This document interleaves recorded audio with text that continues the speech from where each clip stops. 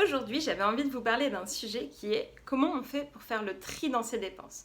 Cette vidéo, elle m'a été inspirée dans ma vie perso ce week-end où j'ai fait pas mal de tri chez moi. Et c'est vrai que faire le tri, c'est un peu l'histoire de ma vie. Je le fais beaucoup dans ma vie perso pour éviter de m'encombrer d'objets. Je suis très minimaliste. Je le fais régulièrement dans les comptes de mon entreprise et aussi dans les comptes de mes clients.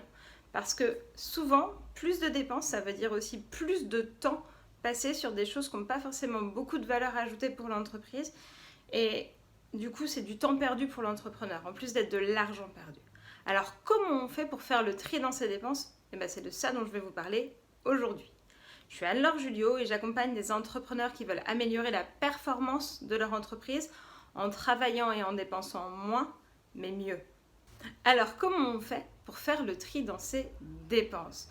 La première chose à faire si on veut faire un peu le ménage dans ses dépenses, c'est de sortir un relevé bancaire pour un mois donné par exemple et de regarder toutes les dépenses qui sont passées sur le compte. Et pour chaque dépense, de se demander si on a utilisé effectivement le produit ou pas.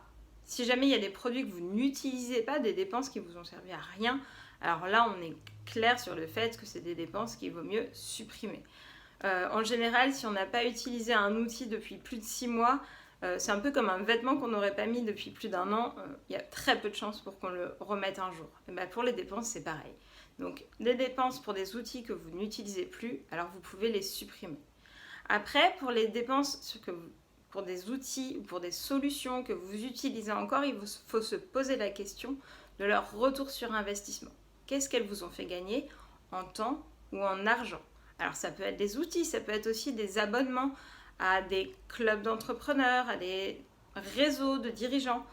En général, si vous êtes dans 3, 4, 5 clubs, c'est beaucoup. Ça fait beaucoup d'énergie perdue. Posez-vous la question de savoir lesquels vous rapportent le plus et dans lesquels vous êtes aussi le plus heureux d'aller. Je ne suis pas comme Marie Kondo, l'idée c'est pas de dire quelles sont les dépenses qui vous amènent de la joie, on est quand même dans un contexte pro, mais c'est vrai que si vous dépensez de l'argent pour un club dans lequel vous détestez aller, arrêtez, si en plus ça ne vous ramène pas de business, il n'y a pas de raison de le faire. Et donc faites vraiment le tri entre les dépenses pour des outils qui vous coûtent de l'argent mais qui ne vous rapportent rien, que ce soit en temps et en argent, et celles qui vous rapportent, pour vous rapprocher en fait d'un minimum idéal de dépenses.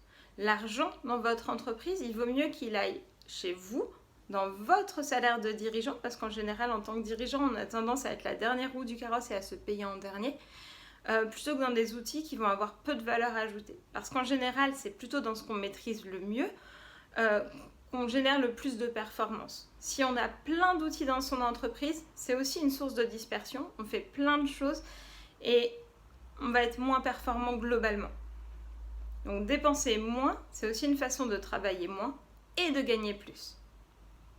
Si vous souhaitez discuter directement avec moi de la performance de votre entreprise, vous pouvez me contacter via le formulaire de contact qui est juste en dessous et je serai ravie d'échanger avec vous et de peut-être essayer de trouver des solutions pour vous aider à optimiser la performance de votre entreprise. Et puis cette vidéo, elle est issue d'une série de 25 vidéos sur la performance et surtout la rentabilité des entreprises que vous pouvez découvrir sur ma chaîne YouTube, les clés des entreprises rentables.